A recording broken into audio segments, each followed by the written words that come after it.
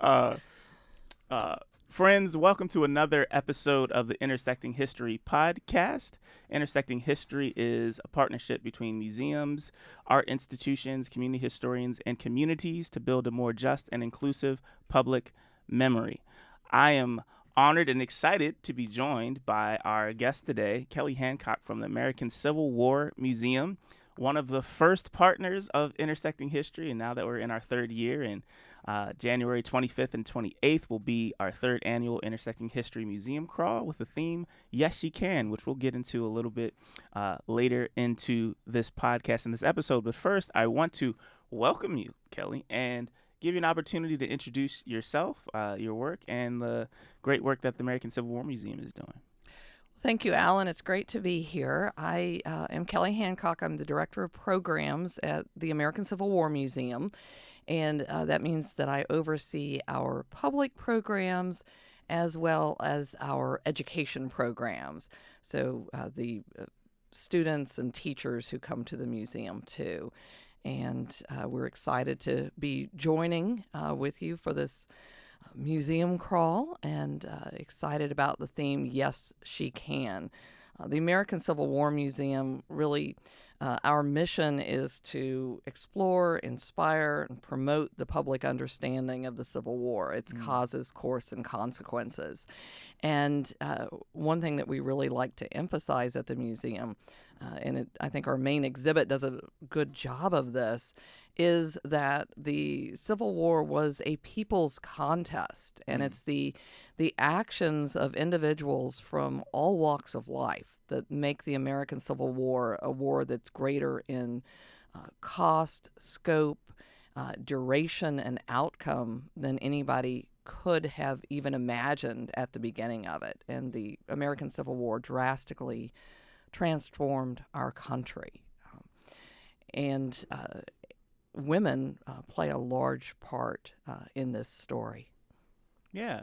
Could you share some of the women that you all feature within the museum? We can talk a little bit about what specifically people will be getting to look into when we think about Yes, She Can. But just as we think about the Civil War, I mean, typically when I've learned about the Civil War, I've heard of diversity of women's roles, but sometimes because we live in Richmond and we have the monuments and the whatever, people talk a lot about the Daughters of the Confederacy, but there were lots of women that were involved in the abolitionist movement and there's so much. I'm a history nerd, and I'll get too excited, but I'll let you get into it. What are some of the women and narratives that people can see just kind of every day at the American Civil War Museum?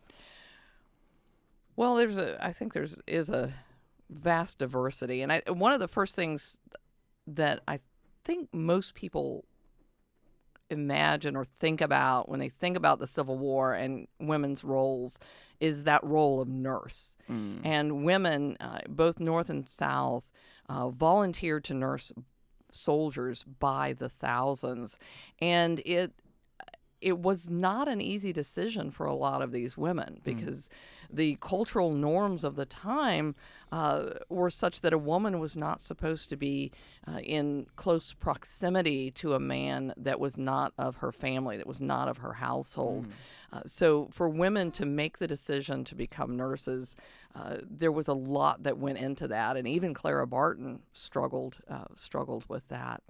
So we do talk in the exhibit about women becoming nurses, and one thing that I always emphasize to people when I'm giving a tour is that because it is white, upper middle class women that wrote their memoirs and got their photographs taken, sometimes we forget about the countless women from the working classes and about the enslaved women that were working in hospitals throughout the South.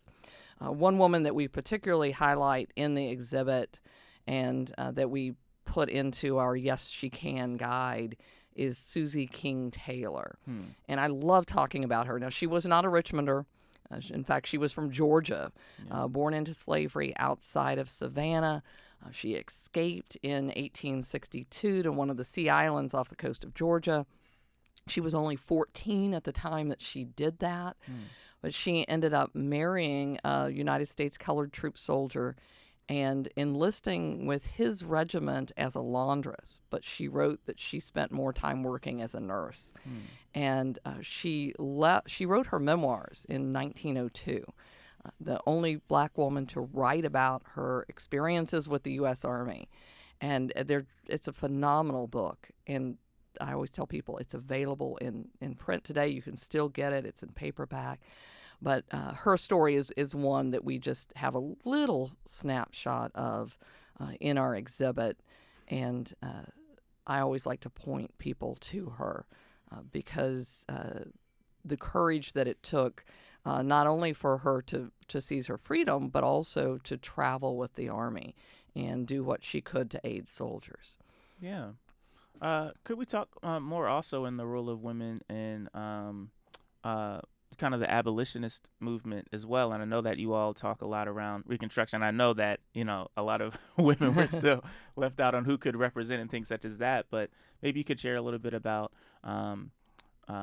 some of the women's roles Sure. coming out of that and shaping the new society that was kind of emerging in the country. And one woman, and I will mention that our main exhibit, since it is the story of the Civil War, Sure.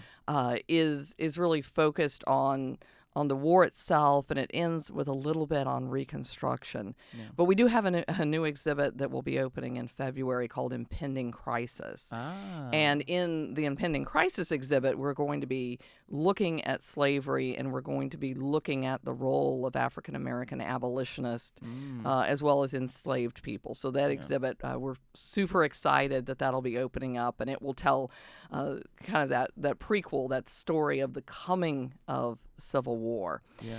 I think the only abolitionist that we really highlight in our main exhibit is Elizabeth Van Lew. And I think certainly Richmonders may be familiar with her. I'm always surprised, though, at the number of people who have not heard of Elizabeth Van Lew. Well, let today be the first day. Yeah. Elizabeth She Van Lew. yeah, she was of course had a fine mansion up on Church Hill. She was an abolitionist and a unionist. Her father was a slaveholder, and he felt so strongly about slavery that he put into his will provisions that made it impossible for his wife Eliza and his daughter Elizabeth to free the enslaved people in the household. But they got around this in a way by giving enslaved people a sort of de facto freedom. They didn't have those free papers. They didn't have the legal freedom, but they were given the freedom to come and go and to earn money and do things like that. And Elizabeth Van Lew, during the war, in coordination with the Richmond Underground, worked to aid Union prisoners of war, worked as a spy. And one of the women in her household is Mary Richards. More people know her as Mary Elizabeth Bowser, but those of us in the historical community are doing our best to try to change that because she went by the name, for the most part, Mary Richards. And Richards was one of Van Lew's informants. She did come to what we call today the White House of the Confederacy, or the Executive Mansion, to pick up laundry, and did a little spying while she was there. Yeah. So the beginning of the People's Contest exhibit does mention Mary Richards and Elizabeth Van Lew, and so they're also going to be featured in the Yes She Can guide. Yeah. Mary Richards is one of my favorite stories. I was doing a tour with one of my mentors, Reverend T, and he always loves to point out that house and her history, and even how it's interesting how you were talking about how even the ways that women stepped up during the Civil War kind of challenged the notions of the times, but also kind of subverting that invisibility that was given to black women and using it to be a spy and using it to exercise that agency. Like, that subversiveness, and it's always exciting. And so I'm excited. I know I'm going to be in line because I'm a little biased, but I'm really excited that you all are featuring these women during the Yes She Can. And so I want to zoom out a little bit too and talk about the context of a message like "Yes, She Can" in society that we have today, and like why do you think it's important to have people kind of focusing on a theme of "Yes, She Can" as we look out into society today? Well, I think a lot of people don't like history Mm, because they think of it as just a list of dates, of events, of names without meaning that you have to memorize. yeah. And I think it's really when you get into the personal stories of individuals Yeah. that you can spark that hunger, that interest in history. And as we learn more about our past, that gives us insight to our Mm, present, to what's mm, going on today. yeah. And especially if we embrace the complexities of the past, and we also look at stories of individuals who had to overcome various obstacles, then I think it can empower people today to make decisions and to become actors in their communities, uh, and to just feel empowered to do maybe something that they might be a little hesitant to try. Uh, because when you have these examples of women who did really go against the grain, who stepped out and were bold and courageous and stood for what they believed in.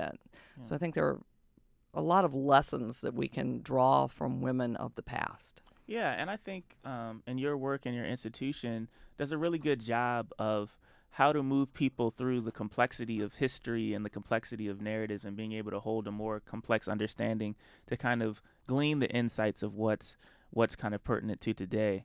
One of the questions that I have as well is, intersecting history is really about helping people expand the narratives that they have, and the danger of the one story narrative, which I'm sure you can understand from your context. Right? Why do you think it's important for people and for initiatives such as Intersecting History that invites people into exploring maybe complexity or a different perspective around history? How do you think that helps bring insight to our society today? Well, I think for one thing, I just think it's great to have so many museums in the city working together Yeah. and providing an avenue so that people can be exposed to all sorts of different history and a diversity of perspectives. Uh, and I think that especially when we look at the Civil War, Mm. there's so much to do with the legacies of the Civil War Yeah. that's reverberating in our country today. And we can look at so many things that we're struggling with and dealing with today. And the roots of a lot of these things Mm. are in our past and in the Civil War era, and then Reconstruction and the Jim Crow era that followed. So providing a means for people to learn more about the past is always a good thing. And I think just having that insight hopefully makes people more empathetic. Yeah. Yeah, and what I we had a community event. We have community conversations called Circle Up, and we had someone there who said, "I'd never really thought of history as in this way." They kind of described history as you kind of described, this list of facts and things that happened if you're interested. But I was always saying that history allows us to see the patterns that led to certain events, and we can help Exactly. recognize which Yeah. patterns we're in and and where that is going. And yeah, you bring up very good points around we're seeing the reverberations or the ripple effects of that happening. And it's in when you said the word impending crisis, I'm thinking like, yeah, that's still reverberating. Yeah. Yeah, I think it's an apt name. Well done, well done. Oh man, well, I'm super excited for our friends to experience what's going to be happening at the American Civil War Museum during Yes You Can. I also want to, because I know you all do dynamic work, and I know at the time you all also help teachers to teach hard history and things such as that. That's probably all the more important. It is, yes. Would you want to share some of that work and some of the other things that maybe the American Civil War Museum is doing that for someone who's listening and will probably get excited as I am about all the good work you all are doing? Just share some of the things that the American Civil War Museum is doing and what people can join into from the community. Well, we've definitely got a lot coming up, and I'll mention I mentioned the impending crisis exhibit, which will open on February 17th. We also have a symposium that's going to look at that topic of the same name. So we've got some notables. We've got Ed Ayers, who'll be giving a session for us, Gary Gallagher, Dr. Richard Blackett from Vanderbilt. Wow. Who am I missing? There's somebody else. We've got a great lineup of people. We've also got Carrie Janney with us from the Now Center. Yeah. She'll be moderating. So they'll be looking at throughout the day in different sessions just what caused the Civil War, what's involved in the lead up to war. And you were talking about abolitionist earlier. Richard Blackett is going to be specifically focused on the efforts of the Underground Railroad and how Black abolitionists play a role in that, and how this drives the country closer to war, that tension over the issue of slavery. So we're doing that in February. Of course, you mentioned teachers. Every year in July, we hold an annual Teachers Institute, and this year's institute will be looking at kind of from secession to war. And again, got some great speakers lined up for that. Dr. Cassandra Newby-Alexander from Norfolk is going to be, again, also kind of talking about what African Americans were thinking about, what they were doing as the war is coming, and how they're driving that. Jonathan White from Christopher Newport will be doing a session looking at Lincoln and kind of that period from his election to the inauguration. We'll be talking about secession and what motivated that. So really getting in and looking at things that teachers have to deal with as they teach the Civil War. So we're excited about that. Certainly, we're open and free to Virginia public school students. Oh, wow. And we've had an amazing fall. Lots of field trips, which is such a wonderful. That's amazing. And last year was good too, but this year has even been better. So I think people are feeling more comfortable now about bringing students out now that we're past the worst of COVID, and we're gearing up for spring programs. We've also got a lot of lectures coming up. We'll have David Blight in April talking about Frederick Douglass. So really excited about that. So we've got a full slate of programs, and we're still planning. So. Listen, that's dynamic. I've got at least 3 things on my calendar that I'm definitely booking. Listen, this is exciting work. This is such relevant work that you all are doing. This is just a curious question. As someone who's looking at and examining the patterns of this history, do you ever feel like you're kind of reading the newspaper as you go through? Well, I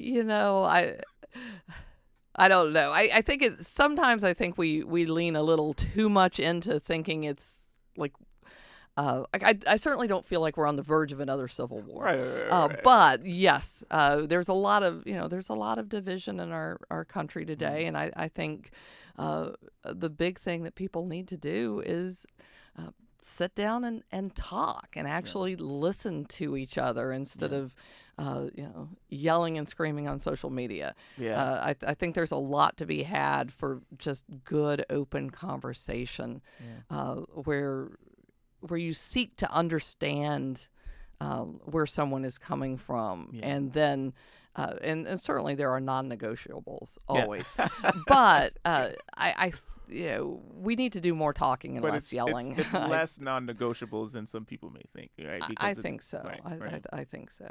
Yeah. Yeah. That's important because intersecting history. Our goal is what we like to call building an infrastructure of understanding. How do we create the types of environments and opportunities and conversations for people to get to at least a deeper understanding of what is actually influencing or impacting people's worldview, and really just building that more just and inclusive public memory. And I'm so happy that you all are still a partner, one of our original partners, and I'm excited to see just that infrastructure of understanding you all will be creating on January 28th during our museum crawl. Yeah. And so speaking of conversations, also be sure to tune into our Yes She Can community conversation on January 25th as well. And so thank you so much, Kelly, for joining us. Thank you and for the having me dynamic here. work that you all are doing. I'm definitely going to be there for the crawl and in February and April. And just we'll talk off camera for sure. All the make sure I have all the dates so I can be here for these dynamic and relevant conversations. Thank you so much. Thank you again to all of our friends for listening to another episode of the Intersecting History podcast. Let's make history together.